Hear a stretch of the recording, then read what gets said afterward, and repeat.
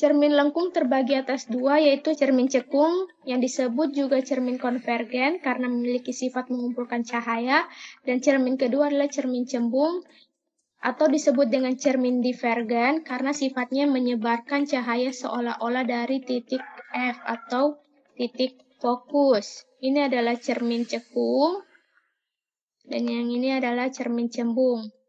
Istilah-istilah pada cermin lengkung sebagai berikut. Vertex atau O adalah titik pusat permukaan pantul. Pusat kelengkungan atau C adalah pusat kelengkungan cermin. Jari-jari kelengkungan atau jari-jari cermin. Ini jari-jari kelengkungan. Bisa juga yang ini. Sumbu utama adalah garis lurus yang menghubungkan C dan O. Fokus utama adalah titik pada sumbu utama yang dilalui sinar datang yang sejajar sumbu utama, dan jarak OF, panjang dari OF ini disimbolkan sebagai F kecil atau jarak fokus. Adapun hubungan antara R dan F adalah 2 kali F, 1, 2 itu sama dengan panjang dari R. Maka F itu adalah setengah dari R besar. Untuk membentuk bayangan benda oleh cermin cekung digunakan 2 dari 3 sinar-sinar istimewa. Kenapa disebut istimewa? Karena sinar-sinar ini mudah sekali untuk digambar. Sinar istimewa pertama adalah sinar yang datang sejajar sumbu utama. Ini sumbu utama. Sinar yang datang sejajar sumbu utama akan dipantulkan menuju ke titik fokus cermin. Kemudian sinar istimewa kedua, sinar yang datang melalui titik fokus akan dipantulkan sejajar sumbu utama. Sinar ketiga, sinar yang datang melalui pusat kelengkungan, ini pusat kelengkungan, akan dipantulkan kembali melewati titik pusat kelengkungan cermin. Sifat-sifat bayangan pada cermin cekung. Jika benda ditempatkan cukup jauh atau lebih jauh dari titik C, di belakang titik C. Nah, untuk mendapatkan sifat bayangan, perhatikan langkah-langkah berikut ini. Kita gunakan 2 sinar istimewa saja. Pertama, kita gunakan sinar istimewa pertama, sinar datang sejajar sumbu utama dipantulkan menuju ke titik fokus. Kemudian sinar kedua, ini tadi sinar yang pertama, sinar kedua, sinar yang datang melalui titik fokus dipantulkan sejajar sumbu utama. Tarik garis ke sumbu utama dari titik perpotongan kedua hasil sinar pantul. Tadi sinar pantul yang garis ini dan garis ini, perpotongannya di sini. Kita tariklah garis dari sumbu utama ke titik perpotongan. Nah, inilah yang dinamakan sebagai bayangan dari benda. P-aksen, Q-aksen. Sifat bayangannya adalah nyata, terbalik, diperkecil. Sekarang kalau bendanya diletakkan di pusat kelengkungan di titik C, kita gunakan lagi 2 sinar istimewa pada cermin cekung, sehingga diperolehlah sifatnya nyata, terbalik, sama besar dengan benda. Jika benda diletakkan di antara titik pusat kelengkungan dengan titik fokus, gunakan lagi 2 sifat istimewa cermin cekung, cari perpotongan antara 2 sinar pantulnya, diperolehlah sifat bayangan adalah nyata, terbalik, diperbesar. Nah, kalau benda diletakkan di titik fokus cermin, nah ini perhatikan, tidak terbentuk bayangan. Kemudian kalau benda diletakkan di antara titik fokus dan titik O, pusat cermin. Nah, di sini sinar pantulnya ini adalah yang ini dengan ini, tidak terdapat perpotongan. Nah, untuk mendapatkan bayangan, kita buatlah garis perpanjangan dari kedua sinar pantul hingga ketemu di suatu titik di belakang cermin. Ini sinar pantul pertama, ini sinar pantul kedua, perpotongannya berada di belakang cermin. Nah, inilah yang namanya bayangan dari benda peki. Sifatnya karena dia di belakang cermin, sifatnya maya. Dan dia sifatnya tegak, diperbesar, lebih besar dari benda semula. Nah, untuk menentukan letak dan sifat bayangan dengan cepat, daerah cermin bisa dibagi menjadi 4 ruang. Ini ruang 1, ruang 2, ruang 3, ruang 4. Ruang 1 dari titik O ke F, ruang 2 antara F dan C, ruang 3 di belakang dari C, dan ruang 4 di belakang cermin. Oke, ruang bayangan, ketika ruang 1, 2, 3, maka sifat bayangannya adalah nyata terbalik. Sedangkan jika bayangan berada di ruang 4, sifatnya adalah maya dan tegak. Suatu hasil percobaan membuktikan bahwa ruang benda ditambah ruang bayangan itu sama dengan 5. Oke, jika nanti ruang bayangan lebih besar dari ruang benda, maka bayangan diperbesar. Ruang bayangan lebih kecil, ini salah. Ruang bayangan lebih kecil daripada ruang benda, maka bayangan diperkecil. Oke, misalnya benda di ruang 1, berarti ini 1, agar total 5, maka ruang bayangannya adalah 4. Oke, bayangan di ruang 4 sifatnya maya tegak. Ruang bayangan 4 lebih besar daripada ruang benda 1. Berarti bayangan diperbesar, maka sifat benda yang berada di ruang 1, maka bayangannya akan bersifat maya tegak diperbesar. Jika benda ada di sini, otomatis pasti bayangan akan ada di ruang 4. Seperti itu. Cermin yang kedua adalah cermin cembung. Untuk membentuk bayangan benda oleh cermin cembung juga digunakan 2 dari 3 sinar-sinar istimewa.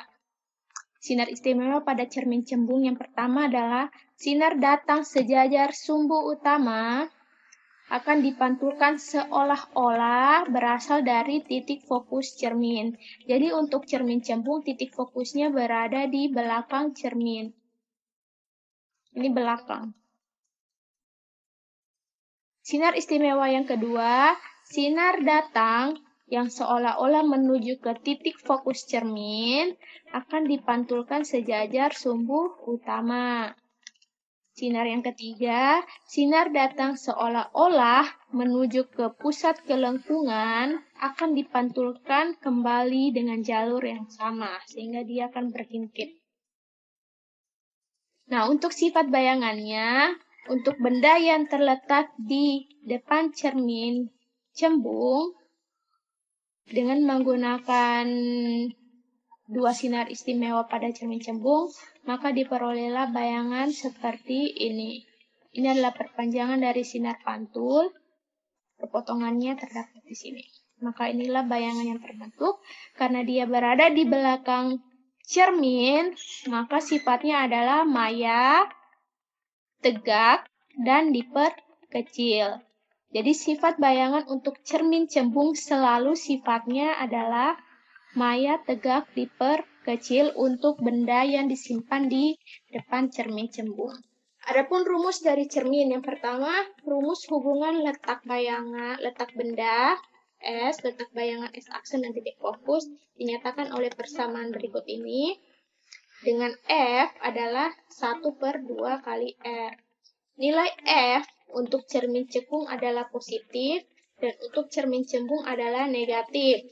S aksen, ketika nilai S aksen kalian peroleh nilainya positif, maka sifat bayangan adalah nyata. Ketika S aksennya negatif, maka sifat bayangan adalah maya. Adapun perbesaran bayangan adalah perbandingan antara bayangan yang dibentuk dengan benda sebenarnya. Persamaannya seperti ini, minus S aksen per S, atau sama dengan H aksen per H. Kita ke contoh soal pertama. Sebuah cermin cekung mempunyai jari-jari kelengkungan. Jari-jari kelengkungan R sama dengan 2M. Sebuah benda sejati ini maksudnya nyata, diletakkan pada jarak 1,5 meter di depan cermin. Di depan cermin itu selalu sifatnya nyata. Maka S-nya, jarak bendanya positif 1,5. Jika tinggi benda H sama dengan 5 cm, tentukan A letak bayangan S aksen, B. Tinggi bayangan, H. Aksen, C. Gambar pembentukan bayangan, dan D. Sifat dari bayangan. Yang kita gunakan persamaannya, 1/F sama dengan 1/S tambah 1/S aksen. Oke, F-nya 1. Kenapa 1? Karena F adalah setengah dari R. R-nya adalah 2. Jadi setengah dari 2 adalah 1. Jarak bendanya 1,5 meter dan S aksen yang kita cari. Oke, kita pindah ruas. Karena kita mau cari S aksen, maka 1/1,5 pindah ruas bersama dengan 1/1. Kemudian kita lakukan operasi secara matematika, samakan penyebutnya, diperoleh persamaan ini. Kemudian kita lakukan operasi pengurangan, dapatlah 0,5/1,5. Maka S aksen adalah 1,5 bagi 0,5. Ini kan dibalik aja. S aksen per 1, berarti 1,5 bagi 0,5 dapatlah 3 meter. Karena S aksennya positif, maka sifatnya nyata. M sama dengan minus S aksen per S. Kita mau cari nilai dari H aksen, maka kita gunakan saja persamaan yang ini, 2 ini. Maka S aksennya kan 3, minus 3 per S-nya 1,5, H aksen per 5. Kita lakukan operasi kali silang. 1,5 H aksen sama dengan minus 15, kemudian minus 15 bagi 1,5 sama dengan minus 10 cm. Kemudian pembentukan bayangan. Oke, kita gunakan 2 sinar istimewa. Pertama, bendanya berada di 1,5 meter, berarti titik fokusnya kan 1 meter. Bendanya ada di antara titik fokus dan pusat kelempungan. Berarti di sini 1,5. Gunakan sinar istimewa pertama dan sinar istimewa kedua. Bayangannya berada di 3 meter dari cermin. Dengan bayangannya minus 10. Minus ini artinya dia terbalik. Berarti bayangannya sifatnya nyata, terbalik, dan diperbesar. Jadi dari gambar kita bisa dapat sifat bayangan, dari jawaban ini juga kita bisa dapat sifat bayangannya. Soal yang kedua. Sebuah benda diletakkan 30 cm di depan cermin cembung berjari-jari 30 cm. R-nya berarti minus 30. Kenapa minus? Karena cermin cembung itu fokusnya dan jari-jari kelempungannya berada di belakang cermin. Maka F-nya adalah setengah dari R, berarti minus 15 cm. Kemudian S-nya 30 cm, masukkan ke persamaan dan lakukan operasi seperti contoh soal sebelumnya, sehingga diperolehlah minus 10 meter. Karena S aksennya minus, maka sifatnya maya. M minus S aksen per S, minus dari minus 10 per 30, dapatlah 1/3. Karena positif, berarti sifatnya tegak. Karena kurang dari 1, maka sifatnya diperkecil. Kalau kita gambarkan, gunakan 2 sinar istimewa pada cermin cembung, maka dapatlah bayangan yang di belakang layar. Sifatnya maya, tegak, diperkecil.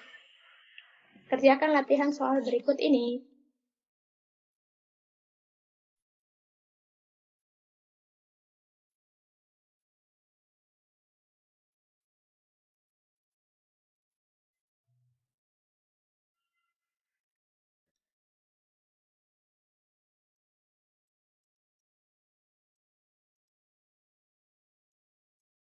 Next video membahas tentang lensa.